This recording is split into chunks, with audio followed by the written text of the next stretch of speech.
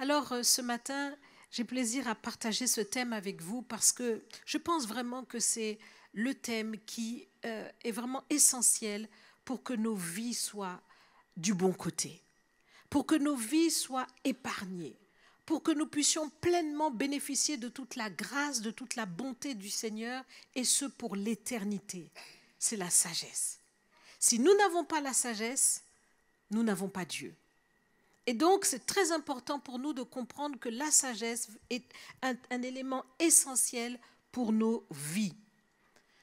C'est vrai que chacun, on pourrait se dire d'une manière ou d'une autre, mais comment est-ce qu'on pourrait mesurer notre sagesse? Est-ce qu'on peut mesurer et se dire, est-ce que je suis vraiment sage? Est-ce qu'on peut, d'une manière ou d'une autre, pouvoir se mettre sur une balance comme on peut peser son poids et dire, est-ce que je suis sage? Et voir sur cette balance, eh bien, le niveau de sagesse qui est en chacun d'entre nous. Et la parole de Dieu nous montre que Jésus grandissait en sagesse. Il grandissait en stature, en sagesse devant les hommes. Donc, c'était visible. Sa sagesse était visible. Eh bien, il faut savoir que la sagesse se voit. La sagesse se voit. Si vous êtes sage, les gens le verront. Les gens le sauront tout autour de vous que voici une personne sage. Déjà, dès l'enfance, quand on regarde un enfant et quand on voit qu'il est obéissant, on se dit, mais c'est un enfant qui est sage. Tout le monde le dit tout autour parce qu'on a une notion de la sagesse. Eh bien, premièrement, c'est vrai que la sagesse est liée au comportement. Et ça n'est pas lié à l'âge. Vous pouvez avoir un enfant très sage et une personne âgée, très folle ou insensée. Donc ce n'est pas une question d'âge.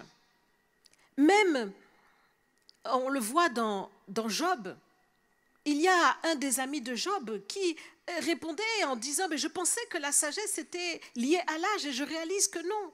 Effectivement, la sagesse n'est pas liée à l'âge.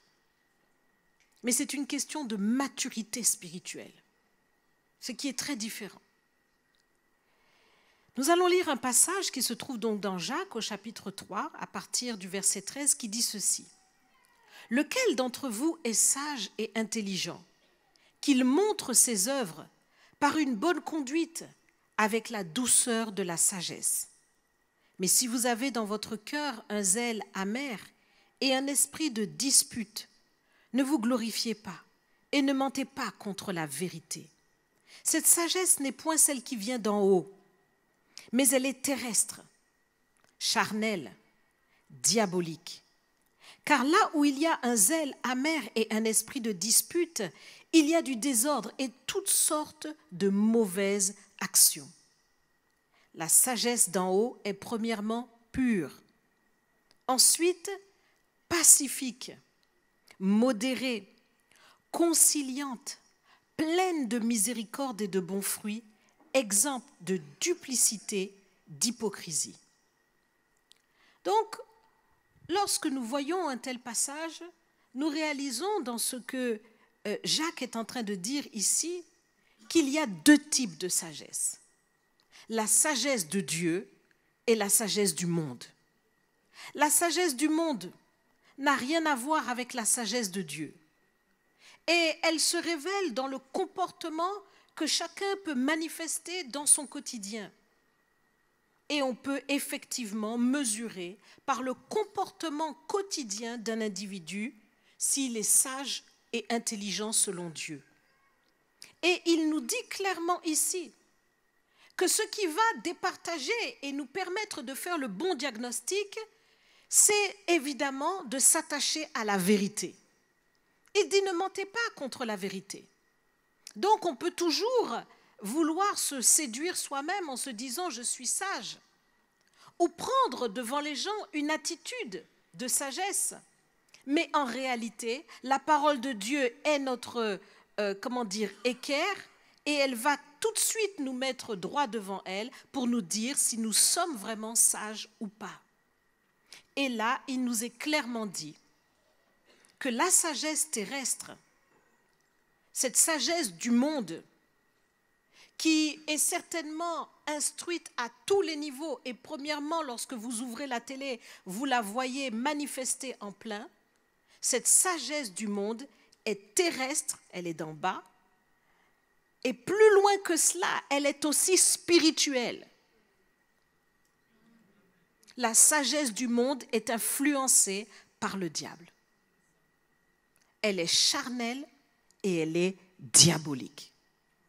Donc nous devons vraiment réaliser qu'il y a véritablement une influence que l'ennemi exerce pour pouvoir mettre sous sa coupe des générations et des générations et faire que tout être qui est totalement influencé par l'ennemi soit dans cette manifestation de la sagesse terrestre, de la sagesse charnelle. Et il nous est dit que c'est un esprit de dispute. Donc, dans l'esprit de dispute, vous avez toutes sortes de mauvaises actions. Dans l'esprit de dispute, c'est un zèle amer, donc une attitude et un comportement d'irritation, un comportement de méchanceté, de colère, un comportement de toute forme de choses qui ne sont pas la gloire de Dieu. Il nous est dit ici toutes sortes de mauvaises actions, toutes sortes. Donc on peut mettre dedans tout ce que vous savez, tout ce qui peut être nommé de mauvais. Cela vient de la sagesse terrestre. La fourberie de ce monde. Et il nous est dit ici clairement que cela n'a rien à voir avec la sagesse de Dieu. Et pourtant, nous qui sommes les enfants de Dieu, porteurs du Seigneur lui-même, nous pouvons regretter à quel point, au milieu du peuple de Dieu, parmi les enfants de Dieu, dans la vie quotidienne des enfants de Dieu, se manifeste la sagesse terrestre. Et c'est là que nous avons vraiment à nous interroger et véritablement à nous remettre en question et à supplier le Seigneur. Seigneur, que nous soyons vraiment dans la vérité et que nous puissions nous humilier devant toi pour rechercher la sagesse d'en haut. Et véritablement faire corps avec la sagesse d'en haut, qu'elle puisse véritablement se manifester dans notre quotidien, dans notre comportement quotidien.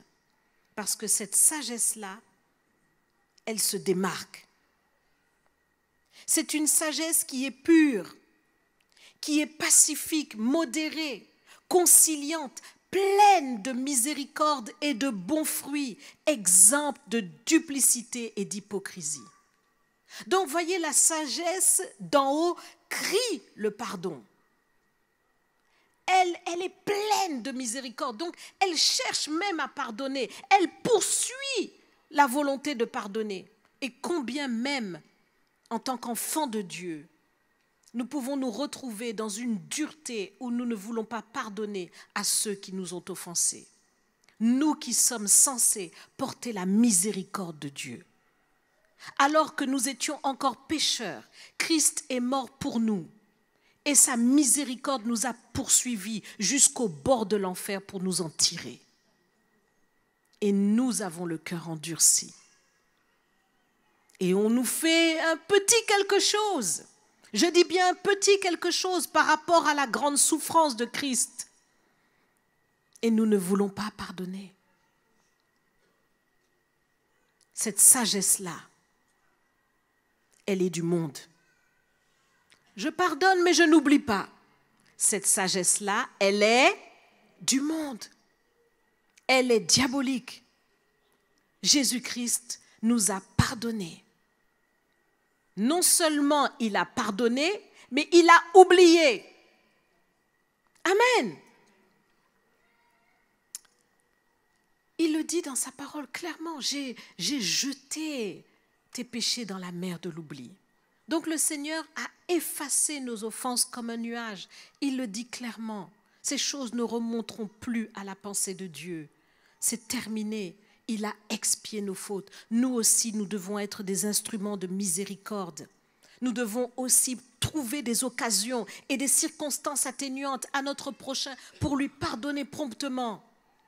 Amen. La miséricorde de Dieu, pleine de bons fruits, cette sagesse d'en haut qui est pacifique. Premièrement, elle est pure et elle est pacifique, c'est-à-dire qu'elle veut abattre tous les conflits.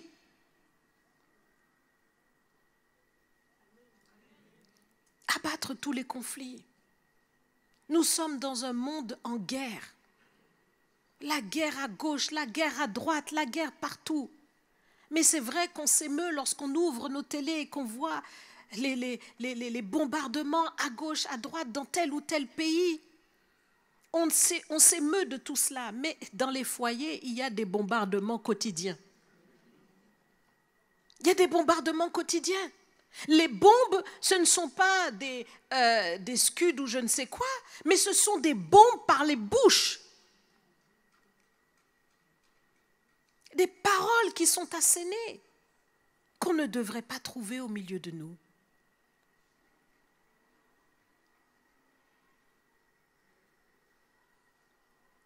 Pacifique, modérée, conciliante, pleine de miséricorde et de bons fruits, exempte de duplicité et d'hypocrisie.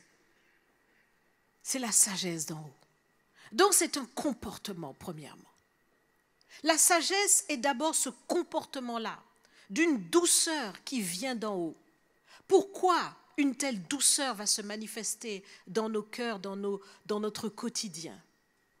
Parce que lorsque nous regardons notre prochain, nous n'avons pas envie de se confronter à lui ou à elle. Non, nous n'en avons pas envie. Pourquoi? Parce que nous savons qu'il y en a un qui est au-dessus de nous. La sagesse, il nous est dit que le commencement de la sagesse, c'est la crainte de l'Éternel. Voyez?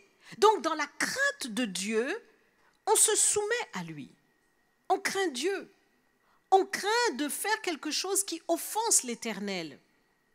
On craint les conséquences de nos actes. On craint les conséquences parce que l'on sait que nous avons une vie, après quoi vient le jugement. C'est ce que la parole de Dieu dit. Il est donné aux hommes de mourir une fois, après quoi vient le jugement. Donc il faut vraiment réaliser qu'on n'a qu'une seule vie et ensuite on se tient devant Dieu. Et quand on a cette conscience-là, alors on se comprend qu'on a une certaine façon dont il faut se comporter vis-à-vis de nous-mêmes, vis-à-vis de notre prochain, dans notre quotidien, parce que tout cela, pour toutes ces choses, nous viendrons un jour en jugement. Le commencement de la sagesse, c'est la crainte de l'Éternel. Et bien souvent, on peut déplorer véritablement un manque de sagesse parce que l'on n'a pas conscience que le jugement du Seigneur vient. Il vient tôt ou tard, mais il vient.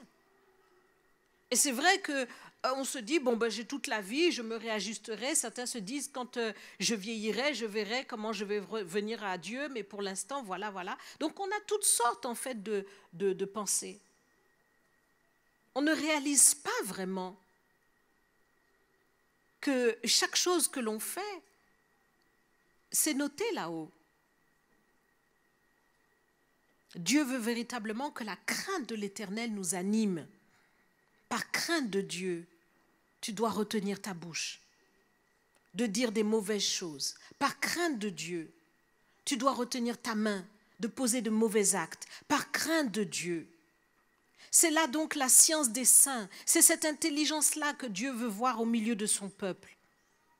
Et si cela ne se trouve pas au milieu de son peuple, alors véritablement la terre est la plus malheureuse. Parce qu'il n'y aura nulle part où la sagesse de Dieu peut se manifester. Elle ne peut résider qu'au milieu du peuple de Dieu. Tu es le porteur de la sagesse divine. Et seul toi sur la terre peux porter cette sagesse. Donc c'est très important pour toi de veiller, L'Église, c'est l'appui et la colonne de la vérité. Donc il faut veiller à ce que la sagesse en nous soit véritable. La sagesse d'en haut. Par cette crainte de l'Éternel, au quotidien, nous avons le pouvoir de nous écarter du mal. Cette sagesse nous aide. Au départ, si je puis dire, elle est comme un garde-fou. C'est-à-dire qu'on aurait été à droite, on aurait été à gauche, mais par la sagesse, par la crainte de l'Éternel, on marche droit. Parce qu'on se dit, je ne veux pas faire n'importe quoi. Je crains le Seigneur. Je veux véritablement l'honorer. Je crains le Seigneur. Donc, je me positionne comme il faut. Que cette crainte t'anime. Je peux te dire que cette crainte, cette sagesse de Dieu va véritablement, en fait, t'aider à t'ajuster au quotidien. Elle va t'aider à faire des ajustements. Où tu vas constater que, eh bien, là, tu parlais peut-être trop durement à trop prochain. À partir de maintenant, tu parles avec douceur. Tu constatais que tu étais rapide à dire du mal. Eh bien, maintenant, parce que tu réalises que la parole de Dieu dit de ne pas médire, tu changes, tu réajustes. Autrefois, tu disais des paroles qui n'étaient pas positives, des paroles peut-être qui blessaient comme un couteau. Tu ne faisais pas attention, tu parlais tout simplement pour parler. Eh bien maintenant, tu te réajustes et tu dis une parole de vérité. Tu t'ajustes. C'est ce que fait la sagesse. C'est véritablement quelque chose de précieux pour ajuster ta vie et la rendre conforme à la personne du Seigneur. Donc la sagesse est très nécessaire. Elle est indispensable. Parce que si tu n'as pas la sagesse, tu ne pourras pas t'ajuster. Si tu n'as pas la sagesse, tu continues de fonctionner en te disant, eh bien, année après année, oh, je compte sur le sang de Jésus. Sauf que le sang de Jésus ne s'applique que sur un cœur sincère et repentant. Et donc, tu as besoin de la sagesse. Eh oui. La sagesse est indispensable pour se séparer du mal et marcher dans cette voie sainte. Sans la sagesse, tu ne peux pas te sanctifier. Beaucoup de personnes ont pu expérimenter combien de fois ils ont dit « Seigneur, je ne recommencerai plus, je ne recommencerai plus ». Et puis ils recommencent les mêmes erreurs, les mêmes aberrations, année après année, on y est toujours. C'est la sagesse, cette crainte de Dieu en toi qui te permet véritablement de te séparer du mal et de marcher dans cette voie sainte. La Bible nous dit qu'elle est plus précieuse que les perles. Ah, les perles, les gens sont prêts à... Les perles et les objets précieux, l'or, les métaux précieux, les gens sont prêts à mettre des milliers et des milliers. Et vous savez, quand nous parlons des perles, dans la Bible, à l'époque, c'était certainement ce qui était un des éléments les plus précieux. Mais aujourd'hui, il suffirait peut-être d'aller vendre les chaussures de foot de je ne sais quel footballeur. Vous voyez que ça prend des proportions pas possibles. C'est vendu des millions.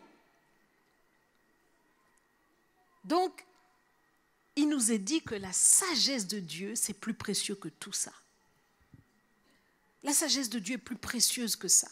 Donc, lorsque tu as la sagesse de Dieu, sache que tu as plus que tous les milliardaires de la terre réunis et de toutes les générations entières réunies ensemble.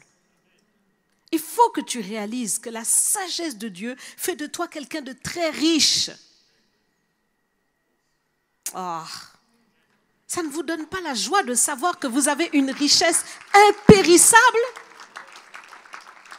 Une richesse impérissable qu'aucun voleur ne peut venir enlever. Cette sagesse-là est extraordinaire, elle est précieuse. Parce que cette sagesse, véritablement, elle vient de Dieu. Ça veut dire que cette sagesse vous donne accès direct à Dieu lui-même. Quelle grâce! Que le Créateur de l'univers tout entier, celui qui a tout fondé par sa sagesse, vous met au-dedans de vous ce qui est de lui. Ce qui est de lui et qui fait véritablement son excellence, sa sagesse, qui surpasse toute intelligence. Dieu la met en vous. Quelle grâce! Par cette sagesse, vous pouvez connaître Dieu. Par cette sagesse, vous pouvez communier avec lui. Parce que Dieu communie avec ceux qui véritablement marchent dans cette crainte-là. Le Seigneur dit qu'il est l'ami de ceux qui le craignent. Donc, lorsque tu as la sagesse, tu deviens ami de Dieu. Qui veut être ami du Seigneur? Amen. Ami de Dieu. Ami. Un ami, c'est quelque chose de précieux. Un ami, c'est véritablement celui qui est avec toi, qui ne t'abandonne pas lorsque tu as des coups durs. Il est là pour toi. Un ami, c'est quelqu'un à qui tu peux te confier, quelqu'un à qui tu peux dire des choses que tu ne dirais à personne d'autre. Cet ami-là est là pour toi et toi, tu sais que tu es là pour lui. C'est quelque chose de précieux et personne ne pourrait rentrer dans cette amitié-là et comprendre votre communion, votre intimité. C'est ça la relation avec Jésus. Le Seigneur te connaît de l'intérieur. Il n'est pas en train de te juger. Non, il n'est pas venu pour ça. Mais il est venu pour communier avec toi. Alors cette sagesse te donne accès à cette intimité. Et ce qui est merveilleux, c'est que le Seigneur n'est pas simplement en train de, dans l'amitié qu'il développe avec toi, il n'est pas en train de te révéler toi seulement. Il te révèle toi, oui, il te montre qui tu es, il te montre ce qu'il attend de toi, il te montre les choses qu'il a préparées pour toi. Mais il te montre aussi ce qui le concerne lui. Il te révèle des choses secrètes de lui. Et ça, c'est merveilleux. Il te montre ses préoccupations à lui. Il te révèle ce qui est son cœur. L'amitié de Dieu, c'est pour les sages.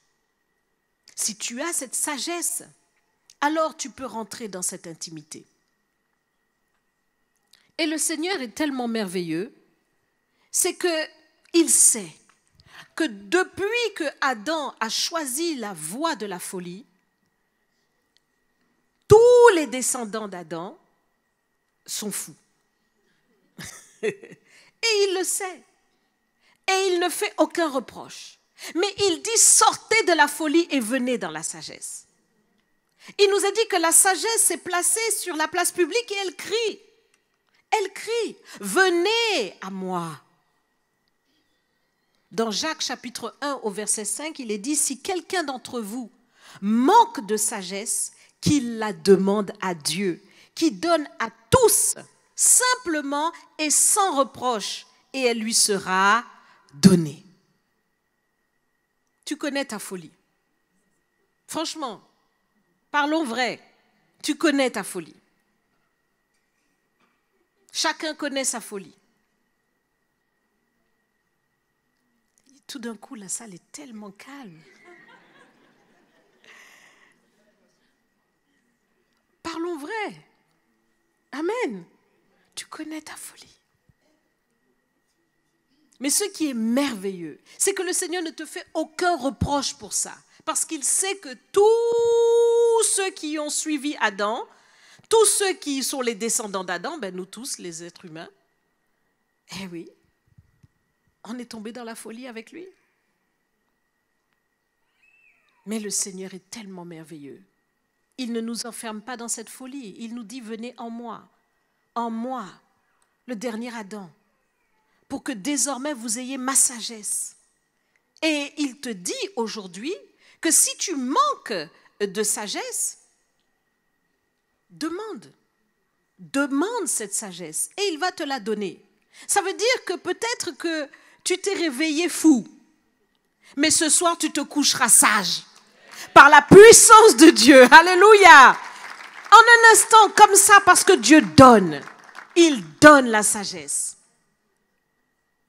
Oui, tu ne réalisais pas que peut-être dans ta vie, il y avait des choses qui n'étaient pas en place avec Dieu. Tu ne réalisais pas. Pour toi, c'est pas grave. Tu continues et tout. Mais aujourd'hui, tu réalises.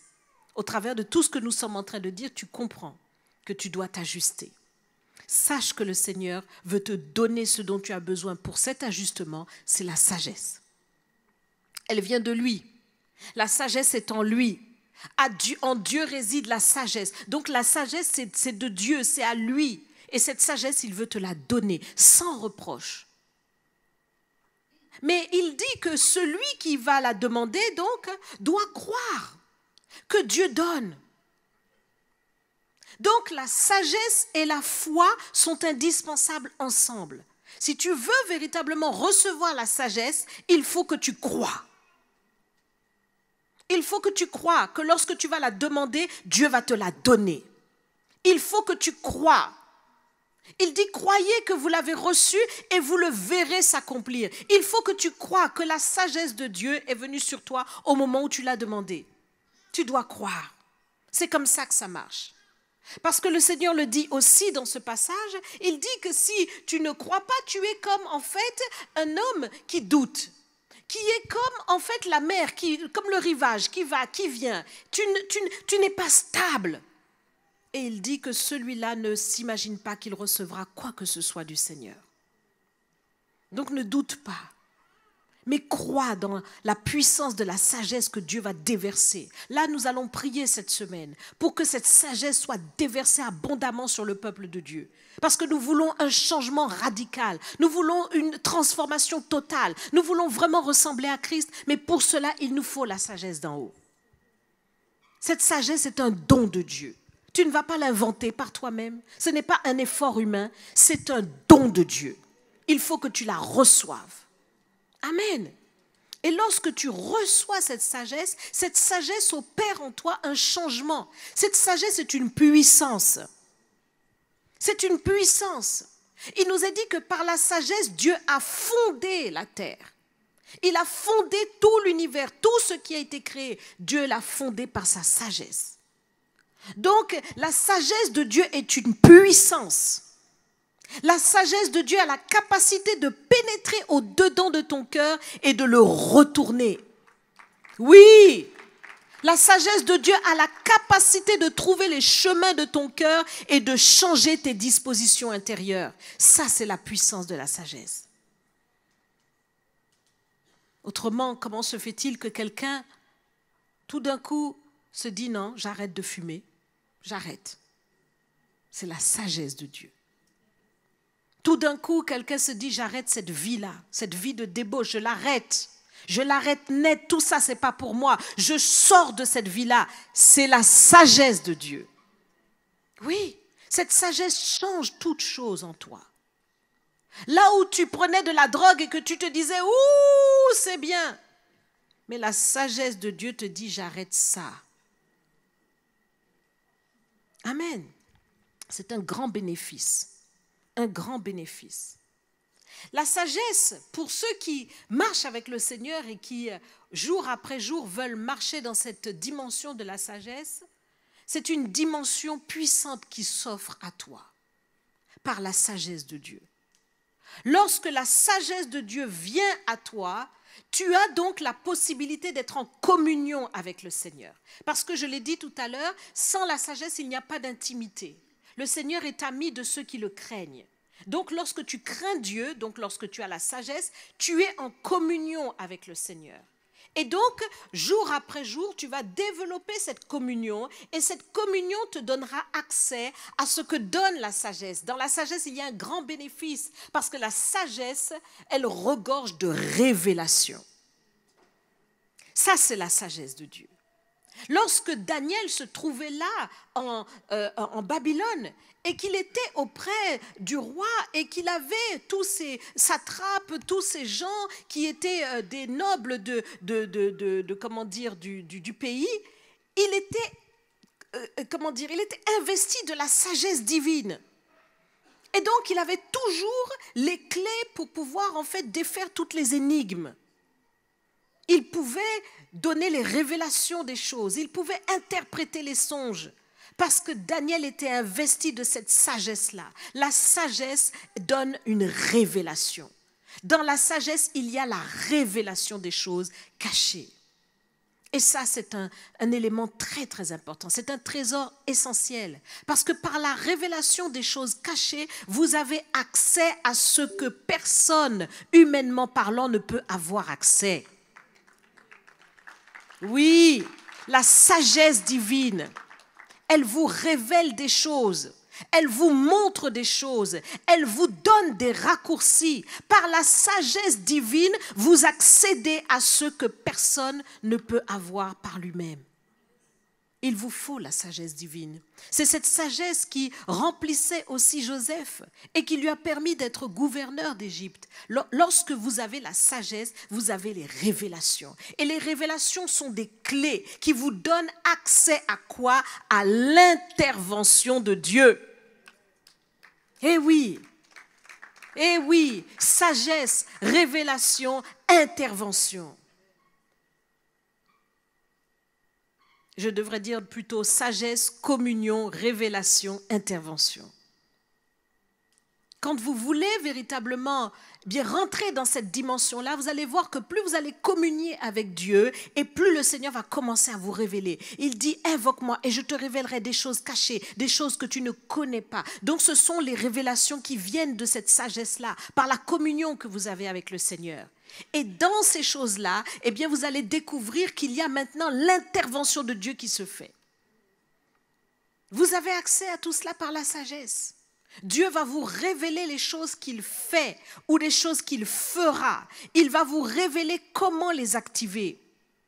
C'est par cette dimension. Le Seigneur envoie le prophète Ézéchiel dans la vallée, une vallée d'ossements. Il lui montre tous ses ossements et il lui pose une énigme. Fils de l'homme, ces ossements pourront-ils revivre? Pourquoi Ézéchiel a eu une telle révélation? Quand nous lisons Ézéchiel depuis le chapitre 1, nous voyons qu'Ézéchiel était un homme, un prophète de Dieu, mais c'était un homme qui avait justement cette grande crainte de l'Éternel. Et parce qu'il avait cette crainte de l'Éternel, il était dans une communion avec Dieu qui lui donnait accès à des révélations profondes, des mystères du royaume. Le royaume a des mystères. Et Jésus est venu révéler ces mystères à ses disciples. Et il dit, pour eux, ces mystères sont cachés, mais pour vous, les disciples, ces mystères sont révélés. Il faut que tu comprennes qu'il y a plus.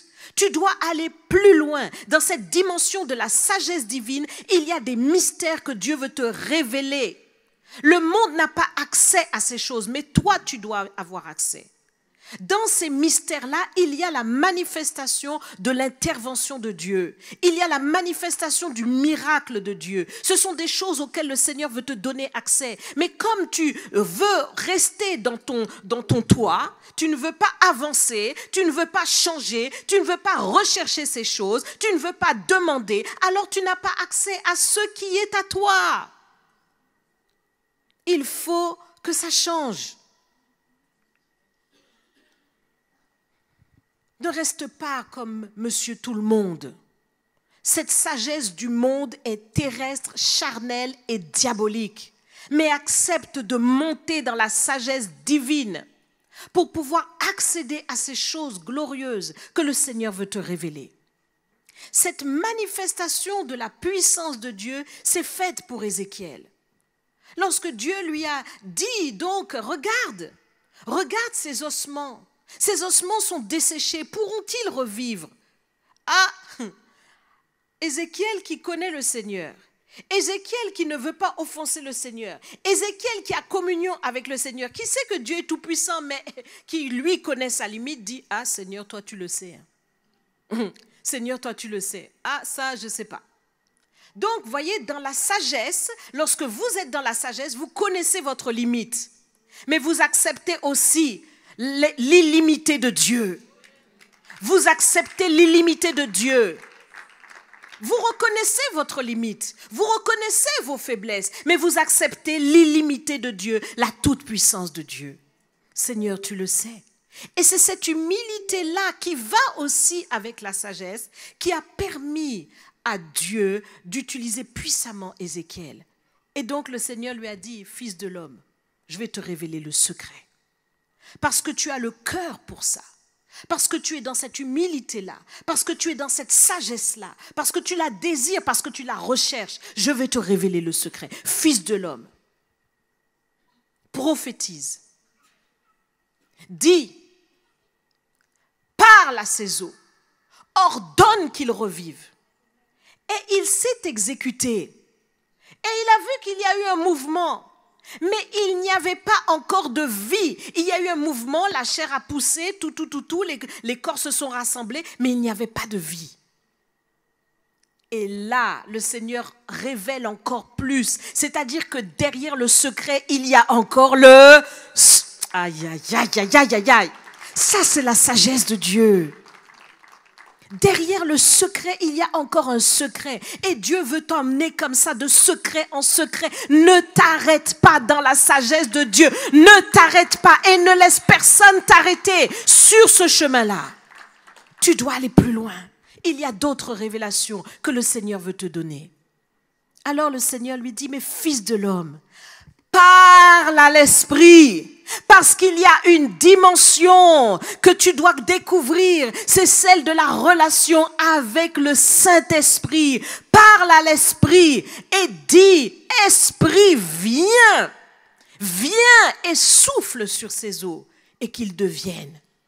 Et effectivement, eh bien, lorsque le prophète s'est exécuté, maintenant, ils sont devenus vivants. C'était une grande armée. Donc, comprends que dans la sagesse de Dieu, la sagesse que le Seigneur va te donner, il va te révéler la clé dont tu as besoin, la solution exacte dont tu as besoin pour sortir de la situation dans laquelle tu te trouves. Peut-être que toi, tu te trouves limité. Peut-être que tu vois que tu es bloqué. Peut-être que tu vois que tu ne sais pas comment tu vas passer. Mais l'Esprit de Dieu est illimité. Il sait exactement. Il sait comment. Il a le pouvoir. Il a l'autorité. Il a la toute-puissance. Il a le règne, il a la seigneurie, il est capable. Alléluia. Mais tu dois rentrer dans cette dimension de la sagesse de Dieu. Tu dois accepter cette communion qui va te donner maintenant cette révélation et qui va libérer l'intervention de Dieu. Il faut que tu connaisses maintenant ces choses et que tu ailles en profondeur. Va en profondeur. La sagesse de Dieu, elle est puissante. Elle est puissante, mes bien-aimés. C'est cette sagesse-là que le Seigneur veut donner à son peuple. Lorsque Ézéchiel a expérimenté cela, il n'était plus jamais le même. Il a compris qu'il y avait des clés à avoir, une connaissance à déclencher pour pouvoir maintenant expérimenter le plus de Dieu qui lui manquait. Toi aussi, il y a un plus de Dieu qui te manque. Il y a un plus de Dieu qui te manque. Tu es un disciple pour Jésus-Christ en 2023. Toi aussi, tu dois accomplir des miracles. Toi aussi, le Seigneur doit agir au travers de toi. Mais pour que ces choses arrivent, il faut la sagesse. Il faut que le peuple de Dieu accepte, pour avoir la sagesse, de sortir de la folie. Tu dois accepter de sortir de la folie, de toutes les formes de folie qui peuvent atteindre ta vie. Toutes formes. Le Seigneur va te les révéler. Sagesse. La sagesse doit se manifester et pour que la sagesse se manifeste, alors il faut que la folie quitte. La folie de tous les comportements qui sont contraires à l'identité de Christ. Et le Seigneur sait quelle est cette folie qui se manifeste en toi. Et il veut te le révéler pour que tu sortes de cette folie-là. Si le Seigneur te dit arrête, arrête cette émotivité-là qui le dérange, arrête. Arrête de parler. Arrête. Parce que le Seigneur sait qu'il a besoin maintenant d'utiliser ta bouche puissamment. Parce qu'il sait qu'il a besoin de te transformer à tel ou tel niveau. Arrête. Arrête la folie. Et prends la sagesse. Le Seigneur t'a révélé des choses. Il t'a dit ce qu'il attend de toi, ce qu'il veut de toi. Et tu l'as noté. Les années passent, tu n'as toujours pas mis en pratique. Mets en pratique, s'il te plaît. C'est ce qui fera la différence. Parce que le Seigneur n'ira pas plus loin avec toi tant que tu n'auras pas fait ce qu'il te demande. Tu auras beau crier, monter, descendre, le Seigneur attend que tu fasses ce qu'il te dit. Ça, c'est la sagesse. Est-ce que nous la voulons? Amen. Est-ce que le CRC veut cette sagesse? Alléluia, que le Seigneur soit glorifié. Nous avons une semaine merveilleuse devant nous pour rechercher pleinement cette sagesse. Mettons-nous debout dans la présence du Seigneur. Ah oui, notre Dieu est bon. C'est parce qu'il nous aime qu'il nous donne de tels programmes. Alors nous allons invoquer son Saint-Nom. Je sais que Pasteur David prépare des très bons programmes pour le peuple de Dieu. Nous aurons des soirées de puissance qui vont arriver bientôt. Ah oui, oui, oui. Ça sera quelque chose de fort. Et tout ça, on se prépare dans la prière. Donc cette semaine, vraiment, nous allons invoquer le Seigneur. Et déjà, dès maintenant, et vous aussi qui êtes par le biais d'Internet joints à nous dans cette réunion, nous allons ensemble demander au Seigneur de tout notre cœur que la folie nous quitte et que la sagesse vienne. Répète ces quelques paroles après moi. Seigneur Jésus, j'ai entendu ta parole et je réalise que ta sagesse est essentielle pour moi. Elle a le pouvoir de me faire rentrer dans toutes les choses que tu as prévues pour ma vie et ce jusque dans l'éternité. Je regardais à gauche, je regardais à droite pour trouver des solutions. Mais ta sagesse a réponse à tout. C'est pourquoi maintenant, je m'humilie devant toi et je te demande maintenant de me pardonner toute folie, quelle qu'elle soit, dans mes pensées, dans mes paroles, dans mes actions. J'y renonce. Je renonce au lien ancestral de folie qui était attaché à ma famille pour me faire agir d'une manière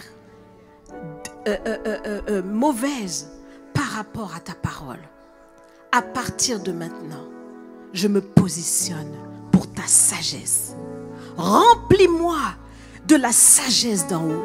Cette sagesse pure, pacifique, modérée, conciliante, pleine de miséricorde et de bons fruits, exempte de duplicité et d'hypocrisie. Je la reçois, Seigneur, car je crois de tout mon cœur que celui qui te la demande, eh bien tu lui donnes. Je crois, Seigneur, que selon ta parole, tu ne me fais aucun reproche sur tous ces temps de folie que j'ai manifestés et que dès maintenant, Seigneur, tu fais ces choses pour moi. C'est pourquoi, Père, reçois maintenant mon cœur, Seigneur, pour que désormais ta sagesse habite en moi, parle en moi, se manifeste en moi. Que je fasse la différence par les solutions, par les clés, par les révélations que tu me donnes, Seigneur. Fais-moi rentrer dans cette dimension divine, cette dimension supérieure. Au nom de Jésus-Christ, je te dis merci, Seigneur, pour ta puissance qui est à l'œuvre. Je te dis merci pour cette semaine. Conduis-moi dans la prière afin que je sois un tabernacle de sagesse. Je te dis merci, Père, dans le nom de Jésus. Et nous disons ensemble, Amen. Acclame le Seigneur de tout ton cœur.